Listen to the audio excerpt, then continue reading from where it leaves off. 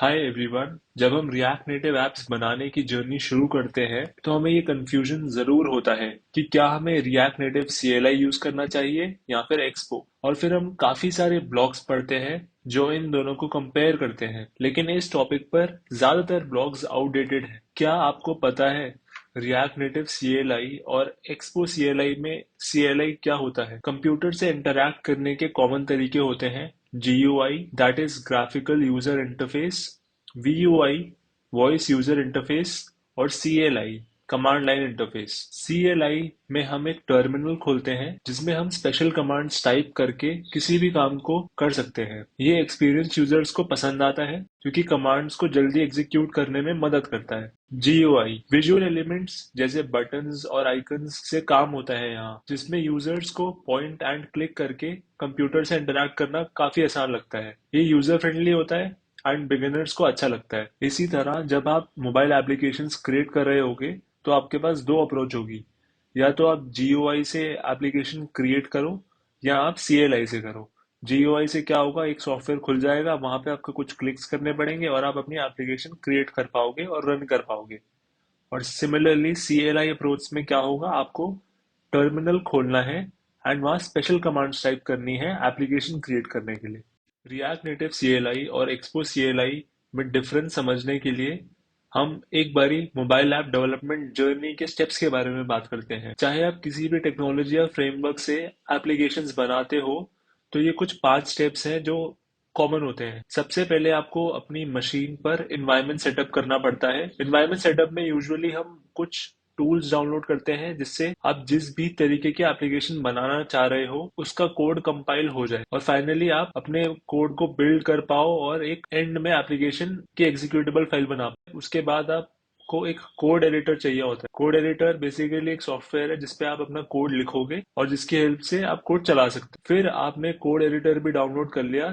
Third, आपको क्या करना है, बस प्रोजेक्ट क्रिएट करना है, कोड लिखना है और एंड में आपको चला के चेक करना है कि आपका एप्लीकेशन चल रही है कि नहीं चल रही। एंड जब भी हम किसी भी सॉफ्टवेयर पे काम करते हैं तो हमें बहुत सारे बग्स आते हैं। अब उन बग्स को सॉल्व करने के लिए हमें डीबगिंग टूल्स की जरूरत पड़ती है, या हमारा सॉफ्टवेयर जैसा चलना चाहिए वैसे चल रहा है या नहीं चल रहा, उसके लिए हमें बहुत सारी टेस्टिंग भी करनी पड़ती है। और जब हम ये सारे स्टेप्स कर लेते हैं तो फाइनली हम क्लाइंट को या अपने कस्टमर को एप्लीकेशन दे देते हैं, ये सॉफ्टवेयर दे देते हैं ताकि वो खुद यूज करना चालू करें। वेबसाइट्स के केस में हम एक डोमेन पे अपनी वेबसाइट को होस्ट कर देते हैं एंड एप्लीकेशंस के केस में अगर आप एंड्रॉयड एप्लीकेशन आपने बनाई है तो आप गूगल प्ले स्टोर पे उसको पब्लिश कर दोगे एंड अगर iOS है तो आप ऐप स्टोर पे उसको पब्लिश कर दोगे। चलिए अब बात करते हैं कि जो हमारे 5 टिपिकल स्टेप्स थे जो किसी भी एप्लीकेशन को बनाने के लिए यूज होते हैं, अगर हम इनकी हेल्प से एंड्रॉयड नेटिव एप्लीकेशंस बनाते हैं या iOS नेटिव एप्लीकेशंस बनाते हैं या रिएक्ट नेटिव CLI से बनाते हैं या एक्सपो CLI से बनाते हैं, इन सब में क्या क्या चीजें सेम रहेंगी, क्या क्या चीजें अलग रहेंगी। तो पहले, अगर आप एंड्रॉयड नेटिव एप्लीकेशन बनाते हो यानी कि आप जावा या कॉटलिन से एंड्रॉयड एप्लीकेशंस बना रहे हो, तो आपकी जो डेवलपमेंट मशीन है वो आप लिनक्स भी यूज कर सकते हो, मैक भी यूज कर सकते हो and Windows operating system use कर सकते हो आप। और नेटिव iOS के केस में यानी कि आप ऑब्जेक्टिव सी या स्विफ्ट से iOS एप्लीकेशन बना रहे हो तो आपको मैक सिस्टम ही चाहिए होगा, मैक OS ही चाहिए होगा। रिएक्ट नेटिव CLI के केस में आप रिएक्ट नेटिव CLI लिनक्स पे भी चला सकते हो, मैक पे भी चला सकते हो, विंडोज पे भी चला सकते हो।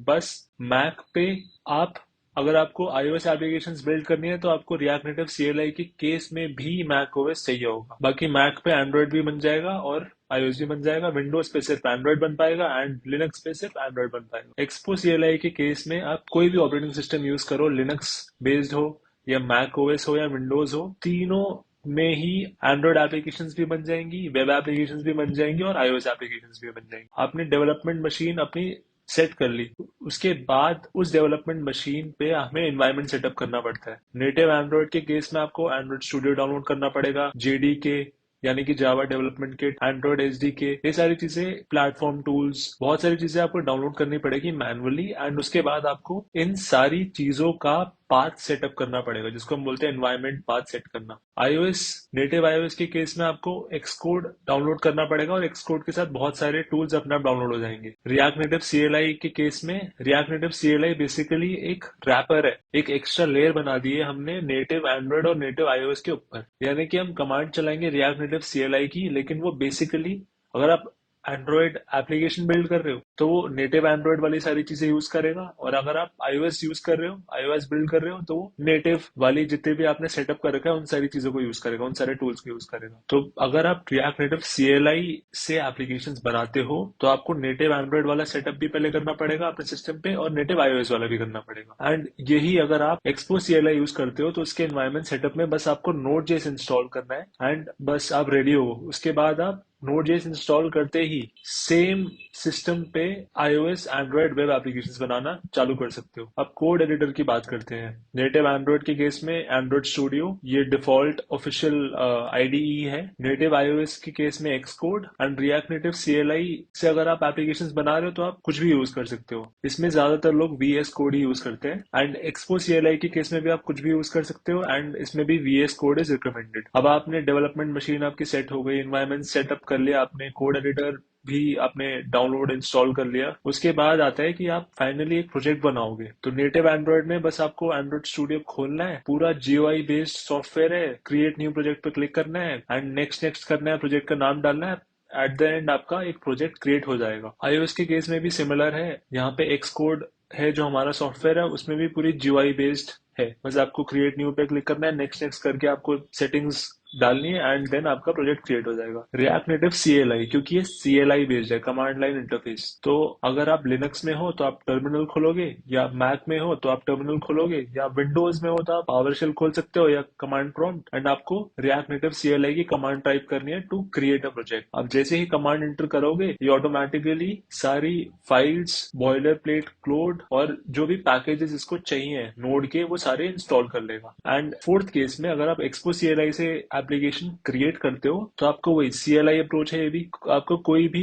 कमांड लाइन खोलनी है, टर्मिनल, पावरशेल या फिर कमांड प्रॉम्प्ट, एंड उसमें आपको एक्सपो की कमांड डालनी है और इसी से ही आपका प्रोजेक्ट क्रिएट हो जाएगा और इसी से रन हो जाएगा। तो मतलब ये आपके IDE पे फर्क नहीं पड़ता। उसके बाद आपने प्रोजेक्ट क्रिएट कर लिया एंड रन कर लिया। रन के लिए भी नेटिव एंड्रॉइड iOS के केस में आप GUI बेस्ड बटन होगा रन करने का, उससे रन कर सकते हो। React native CLI, expo CLI नाम से पता लग रहा है CLI है, तो आपको रन करने की भी कमांड टाइप करनी पड़ेगी। प्रोजेक्ट रन करने के बाद अगर आपको बग्स आते हैं या अपनी जर्नी में जो भी आपके बग्स आते हैं, नेटिव एंड्रॉइड के केस में आप एंड्रॉइड स्टूडियो के इनबिल्ट टूल्स यूज कर सकते हो। Xcode के अंदर भी इनबिल्ट टूल्स हैं डिबगिंग के, एंड रिएक्ट नेटिव CLI के अंदर क्या है, क्रोम डेव टूल्स यूज कर सकते हो आप, या विजुअल स्टूडियो कोड अगर आपने IDE यूज किया है, एडिटर यूज किया है, तो उसके बहुत सारे प्लगइन्स आते हैं। एंड जो डिबगिंग टूल्स आपके यहाँ पे रिएक्ट नेटिव CLI में वो सिमिलर सारे वो आपके एक्सपो CLI में भी हैं। एंड अब बात करते हैं कि आपने डीबगिंग भी कर ली, टेस्टिंग भी कर ली, फाइनली आपको सॉफ्टवेयर बनाना है। एंड्रॉइड के केस में APK बनानी है, iOS के केस में जो iOS इक्विवेलेंट फाइल होती है वो बनानी है। तो एंड्रॉइड स्टूडियो के केस में आप सिंपली GUI बेस्ड है तो GUI कुछ क्लिक्स करके बन जाएगा, Xcode में भी क्लिक्स करके बन जाएगा। एंड रिएक्ट नेटिव CLI क्या करता है कि नेटिव टूल्स यूज करेगा। तो बेसिकली आप कमांड डालोगे और बेसिकली एंड्रॉइड के केस में एंड्रॉइड वाली चीज को कॉल करेगा, ये iOS के केस में iOS वाले टूल्स जो आपने इंस्टॉल करे हैं उसी से करेगा। एंड एक्सपो के केस में जैसे ही आप बिल्ड की कमांड डालोगे तो एक्सपो क्योंकि एक इंडिपेंडेंट कंपनी है तो आप एक्सपो का खुद का क्लाउड बना हुआ है, तो वो अपने क्लाउड पे ही आपकी APK या iOS इक्विवेलेंट बिल्ड कर देगी एंड आप सिंपली या आपको लिंक भी दे देगी, तो आप लिंक से डाउनलोड कर सकते हो फाइल को। एंड उसके बाद सॉफ्टवेयर प्रोडक्ट बिल्ड करने के बाद हमें उसको अपलोड करना होता है ऐप स्टोर्स पे। तो नेटिव एंड्रॉइड या नेटिव iOS में आप सिंपली गूगल प्ले के कंसोल पे या एप्पल ऐप स्टोर का जो कंसोल होता है वहां पे मैनुअली अपलोड कर लो। रिएक्ट नेटिव CLI में भी सेम है। एंड एक्सपो के केस में आप इनकी साइट पे ही कॉन्फ़िगर कर सकते हो कि जैसे ही बिल्ड बन जा रही है ऑटोमेटिकली वो डिप्लॉय हो जाए। एंड जब आपका ये सारे स्टेप्स हो गए तो आपके यूजर्स ऐप को डाउनलोड करके यूज करना चालू कर सकते हैं। अब एक काम करते हैं, रिएक्ट नेटिव CLI और एक्सपो CLI को ही डायरेक्टली कंपेयर कर लेते हैं। जैसे कि हमने पहले बात करी, सेटअप करने के लिए आपको रिएक्ट नेटिव CLI के केस में नेटिव टूल्स की जरूरत पड़ती है, तो आपको नेटिव टूल्स मैनुअली सेटअप करने पड़ेंगे अपनी डेवलपमेंट मशीन पे। एक्सपो CLI के केस में आपको कुछ सेटअप नहीं करना, आपको सिर्फ Node.js इंस्टॉल करना है एंड उसके बाद आप कोड एडिटर पे काम करना शुरू कर सकते हो। डेवलपमेंट एक्सपीरियंस की बात करें तो रिएक्ट नेटिव CLI में क्योंकि थोड़ी कॉम्प्लेक्स कॉन्फ़िगरेशन है तो थोड़ा ज़्यादा इसको सेटअप करना कॉम्प्लिकेटेड होता है एंड एक्सपो CLI में बहुत सिंपल चीज़ है और जल्दी से आप शुरू कर सकते हो। नेटिव मॉड्यूल्स का एक्सेस यहाँ पे दोनों तरफ ही। उसके बाद अगर आपको बिल्ड करना है, पब्लिश करनी है तो यहाँ पे रिएक्ट नेटिव CLI के केस में आपको मैनुअली करना पड़ेगा एंड एक्सपो के केस में ये आप इसको ऑटोमेट कर सकते हो। ये सारा इनके क्लाउड पे होगा एंड उसके बाद आता है OTA अपडेट्स या over the air updates. React native CLI के केस में आपको ये खुद ही मैनुअली सेटअप करना पड़ेगा। एक्सपो CLI के केस में आप एक्सपो इकोसिस्टम की हेल्प से ही कर सकते हो। अब एक बार बात करते हैं कि अगर आप एक नई मोबाइल एप्लीकेशन बनाते हो यूजिंग एंड्रॉयड नेटिव या नेटिव iOS या रिएक्ट नेटिव या एक्सपो CLI, तो इन सब में क्या डिफरेंस होता है। अगर आप नेटिव iOS से बना रहे हो, अगर आप स्विफ्ट एप्लीकेशन बना रहे हो यूजिंग एक्स कोड, तो ये कुछ फाइल्स हैं जैसे dot x code, PROG project या ऐप डेलीगेट डॉट स्विफ्ट या एसेट्स का एक फाइल बनती है या फिर आपके UI के लिए बनती है कंटेंट व्यू और कुछ और फाइल्स भी बनती है। या अगर आप नेटिव एंड्रॉयड एप्लीकेशन बना रहे हो जावा या कॉटलिन यूजिंग एंड्रॉयड स्टूडियो, तो आपकी कुछ फाइल्स हैं जैसे बिल्ड डॉट ग्रेडल बनती है, मेन एक्टिविटी जो आपकी स्टार्टअप फाइल है, या आपके UI के लिए बनती है layout dot main dot XML, या आपके प्रोजेक्ट सेटिंग्स के लिए बनती है सेटिंग्स डॉट ग्रेडल। इसके अलावा कुछ और फाइल्स भी बनती हैं। एक्सपो के केस में जैसे आप नोटिस कर रहे होगे एंड्रॉयड स्पेसिफिक कोई फाइल नहीं बनाता है या iOS स्पेसिफिक भी कोई फाइल नहीं बनाता आपके डिफॉल्ट प्रोजेक्ट के अंदर। लेकिन अगर आप रिएक्ट नेटिव CLI की हेल्प से एक नया प्रोजेक्ट बनाओगे तो जो फाइल्स एक्सपो के केस में बनी थी वो सारी फाइल्स तो बनेंगी, इनके अलावा एक एंड्रॉयड का फोल्डर भी बन जाएगा और एक iOS का फोल्डर भी बन जाएगा। और जैसे एंड्रॉयड के अंदर जैसे ऊपर आप देख सकते हो build dot Gradle, main activity dot KT, ये सारी फाइल्स जो बनी थी ये सारी फाइल्स ही एंड्रॉयड के फोल्डर में भी बन जाएंगी एंड iOS के फोल्डर में जो iOS की फाइल्स बनी हुई है यहाँ पे सैंपल, ऐसी फाइल्स iOS के अंदर भी बन जाएंगी। तो बेसिकली रिएक्ट नेटिव क्या कर रहा है, नेटिव वाले कोड को ही कॉल कर रहा है, नेटिव वाले को कोड को कॉल करके ही वो भी एप्लीकेशन बना रहा है। एंड्रॉयड के अंदर एंड्रॉयड वाली फाइल्स, iOS के अंदर iOS वाली फाइल्स और जावास्क्रिप्ट वाली फाइल्स तो आ ही रही हैं। अब हमें एक बात तो काफी क्लियरली समझ में आ गई है, अगर आप रिएक्ट नेटिव की कोई भी एप्लीकेशन बनाते हो, बेशक आप रिएक्ट नेटिव CLI से बना रहे हो या एक्सपो CLI से बना रहे हो, तो सारी रिएक्ट नेटिव एप्लीकेशंस में दो पार्ट होते हैं। एक तो होता है जावास्क्रिप्ट वाला पार्ट, एक होता है नेटिव वाला पार्ट। और अगर आप सिर्फ जावास्क्रिप्ट वाला पार्ट अपडेट कर रहे हो तो आपको एप्लीकेशन को बार बार नेटिव टूल से बिल्ड करने की जरूरत नहीं है। या सिंपल लैंग्वेज में मान लेते हैं आपने एक एंड्रॉयड एप्लीकेशन भी बना दी, एक iOS एप्लीकेशन भी बना दी, आपका जो नेटिव कोड है वो सेम है और अगर आपको सिर्फ जावास्क्रिप्ट अपडेट करनी है तो आपको फिर से एप्लीकेशन बिल्ड करने की जरूरत नहीं है। आप उसी एप्लीकेशन के अंदर इंटरनेट की किसी भी सर्विस से या किसी भी तरीके से अगर आप नई जावास्क्रिप्ट भेजोगे तो आपकी ऐप अपडेट कर जाएगी रियल टाइम में। रिएक्ट नेटिव CLI के केस में react native run Android command होती है प्रोजेक्ट चलाने के लिए एंड एक्सपो के केस में एक्सपो स्टार्ट। तो एक बार बात कर लेते हैं कि इन दोनों कमांड्स को चलाने में क्या क्या चीजें होती हैं, क्या क्या स्टेप्स होते हैं एंड इन दोनों में डिफरेंस क्या है। जब आप रिएक्ट नेटिव रन एंड्रॉइड चलाओगे तो सबसे पहले metro server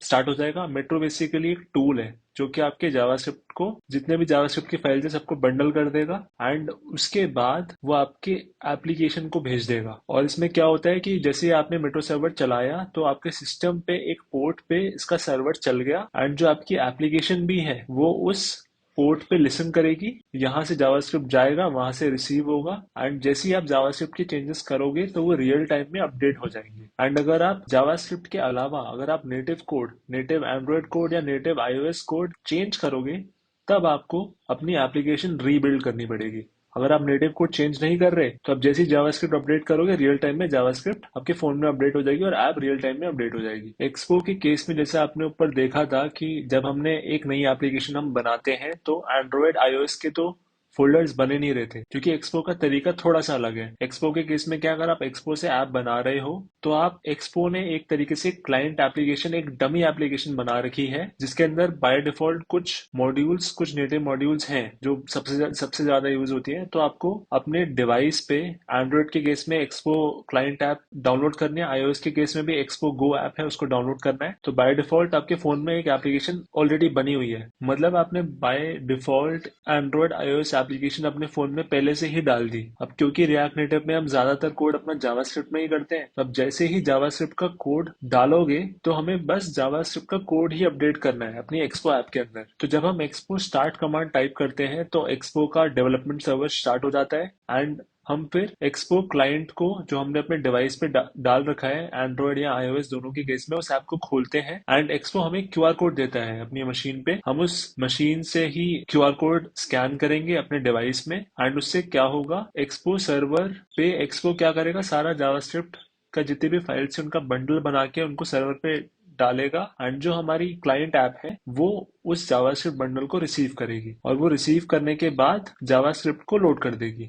expo client JavaScript update कर देता है क्योंकि हमें यहाँ पे हमने कोई नेटिव कोड चेंज नहीं करा। लेकिन इसका ये मतलब नहीं है कि हम नेटिव कोड एक्सपो में नहीं लिख सकते। एक्सपो में हम नेटिव मॉड्यूल्स भी डाल सकते हैं अपनी कस्टम। उसके लिए आपको एक्सपो में डेवलपमेंट बिल्ड का सेक्शन देखना पड़ेगा एक्सपो डॉक्स पे। अगर आप विंडोज या लिनक्स मशीन पे काम कर रहे हो तो आपको एक्सपो का इस्तेमाल जरूर करना चाहिए क्योंकि विंडोज और लिनक्स मशीन पे आप iOS बिल्ड नहीं बना सकते and using react native CLI। लेकिन अगर आप एक्सपो CLI यूज करते हो तो आप एक्सपो CLI से iOS बिल्ड भी बना सकते हो और अपने आईफोन पे भी चला सकते हो। आप रिएक्ट नेटिव के ऑफिशियल डॉक्स को भी खोल के देखोगे तो इसमें by default expo CLI he option set हो रखा है। तो मैं आपको ये रिकमेंड करूंगा कि आपको इन दोनों में से चुनना हो तो आपको एक्सपो CLI ही चुनना चाहिए क्योंकि एक्सपो CLI की हेल्प से आप वो सब कुछ कर सकते हो जो आप रिएक्ट नेटिव CLI से कर सकते हो, प्लस आपको बहुत सारे एक्स्ट्रा फीचर्स, कस्टमाइजेशन सर्विसेज भी मिल रही हैं।